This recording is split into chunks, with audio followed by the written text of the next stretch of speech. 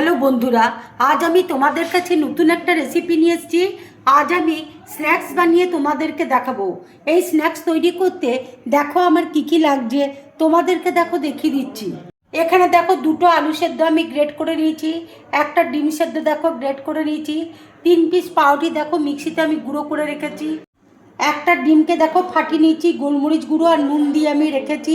এবার আমি ফেটিয়ে নেবো ডিমটা।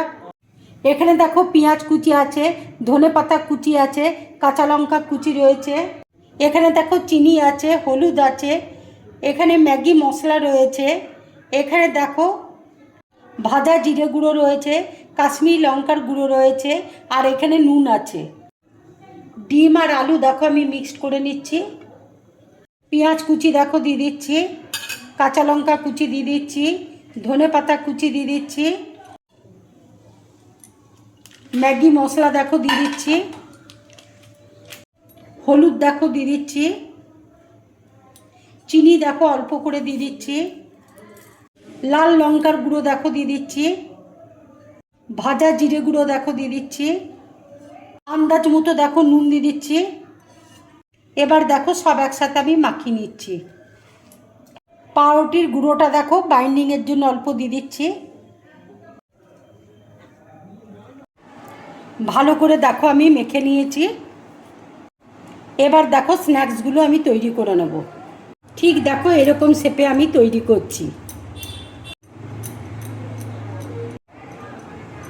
ঠিক এরকম শেপে আমি দেখো তৈরি করে নিচ্ছি। সিমই দেখো এইদিকে আমি গুঁড়ো করে নিয়েছি, ডিমটা দেখো ভালো করে ফেটিয়ে নিয়েছি। সবগুলো দেখো আমার তৈরি হয়ে গেছে। এবার দেখো ডিমের ব্যাটারের মধ্যে আমি দিয়ে দিচ্ছি। ডিমের ব্যাটারে দেখো দিয়ে দিলাম।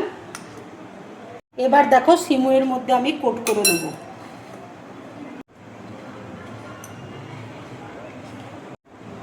সিমইয়ের মধ্যে দেখো কোট করে নিলাম। এবার আমি প্লেটের মধ্যে রেখে দিচ্ছি। এইভাবে দেখো আমি সব স্ন্যাক্সগুলো তৈরি করে নেব। সব স্ন্যাক্সগুলো দেখো আমি সিমই দেখো কোট করে নিয়েছি। কড়াইয়ে দেখো তেল বসিয়েছি, তেল দেখো গরম হয়ে গেছে। এবার এক এক করে আমি তেলের মধ্যে ছেড়ে দেব।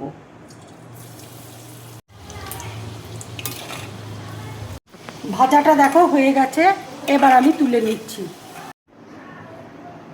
এইভাবে স্ন্যাক্স বানিয়ে তোমরা বাড়িতে খাবে, খেয়ে অবশ্যই আমাকে কমেন্টস করে তোমরা জানাবে তোমাদের কেমন লাগলো।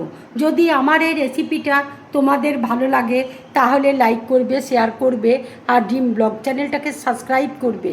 তোমরা বেশি করে কমেন্টস করবে, তাহলে আমার খুব ভালো লাগবে। নমস্কার।